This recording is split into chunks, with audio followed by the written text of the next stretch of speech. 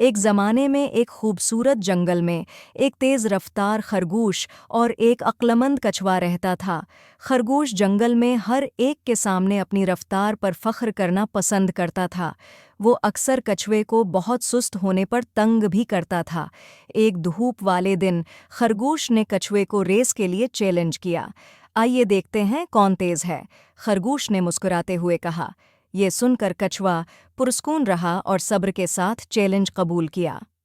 اگلی صبح تمام جانور ریس دیکھنے کے لیے جمع ہو گئے۔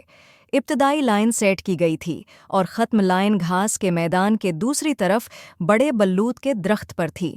ریس شروع ہوئی اور خرگوش نے کچھوے کو بہت پیچھے چھوڑتے ہوئے زوم آف کیا۔ پراعتماد محسوس کرتے ہوئے خرگوش نے ریس کے آدھے راستے میں ایک سایہ دار درخت کے نیچے تھوڑی دیر آرام کرنے کا فیصلہ کیا۔ ایسا کوئی راستہ نہیں ہے کہ کچھوا مجھے پکڑ سکے، اس نے آنکھیں بند کرتے ہوئے سوچا۔ اسی دوران کچھوا آہستہ آہستہ لیکن ثابت قدمی سے آگے بڑھتا رہا، کبھی نہیں رکا اور نہ ہی مشغول ہوا۔ وہ جانتا تھا کہ توجہ مرکوز اور پرعزم رہنا ضروری ہے۔ گھنٹے گزر گئے اور کچھوا آخر کار بلوط کے بڑے درخت پر پہنچ گیا۔ تمام جانور اس کے لیے زور زور سے خوش ہو رہے تھے۔ شور نے خرگوش کو جگایا۔ خرگوش جاگتے ہی چھلانگ لگا کر ختم لائن کی طرف بھاگا، لیکن بہت دیر ہو چکی تھی۔ کچھوا پہلے ہی ریس جیت چکا تھا۔ خرگوش نے شرمندگی سے سر جھکا لیا۔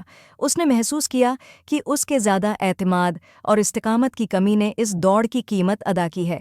دوسری طرف کچھوے نے سب کو ایک قیمتی سبق سکھایا تھا۔ کچھوے نے مسکرا کر کہا، آہستہ اور مستحکم ریس جیتتا ہے۔ اس دن سے خرگوش نے کبھی بھی کسی کو کمتر نہیں سمجھا اور ہمیشہ یاد رکھا کہ مستقل مزاجی اور پرعزم رہنا تیز ترین ہونے سے زیادہ اہم ہے، اور اس طرح جنگل کے جانوروں نے عقلمند کچھوے اور عاجز خرگوش کی بدولت محنت اور استقامت کی قدر کرنا سیکھا۔